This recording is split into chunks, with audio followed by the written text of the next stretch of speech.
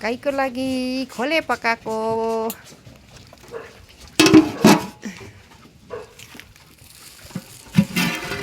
सुँगुरको भात पकाएको खोले। साथीहरू आगो फुकेर खोले पकाउँदैछु।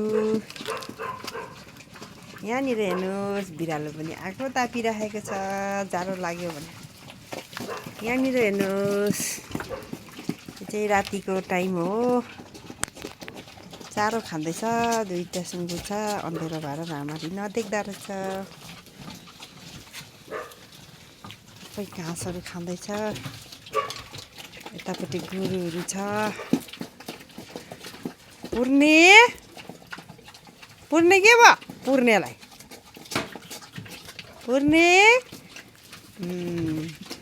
पुर्नेको चाहिँ सिङ चिलाएछ।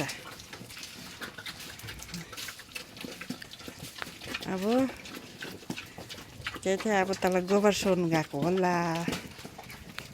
त्यो छ है साथीहरू।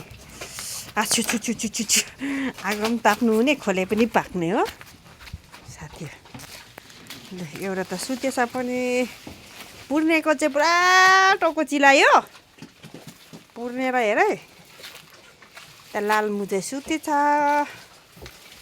अर्को बुढी चाहिँ यहाँ पिक्चर हल्लाउँदै बसिरहेछ। यो चाहिँ राति बेलुका हो। अब घसेउटाहरू अब उयो के अरे ओछ्याउने बेला भयो। त्यहाँ मुनि गोबर मजाले त्यहाँ गोबर छ होला। त्यहाँ मुनि गाईको मुनि। लालमु उठ। अन्त सुतेपछि उठ्दैन तएको रहेछ। ओछ्याइदे घसेउटा मजाले त्यो माथि त्यहाँनिर खाली छ हो त्यहाँ मजाले न्यानो गरेर सुत्छ घसेउटाहरू। यतापट्टि पनि ओछ्याइदे।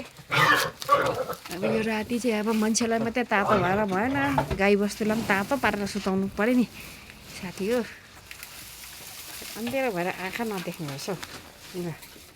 सुँगुर पनि बात्दैछ साथी हो।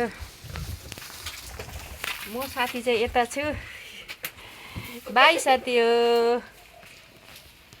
हेर्नुहोस् है साथी हो। बिरालो पनि यहाँनिर छ।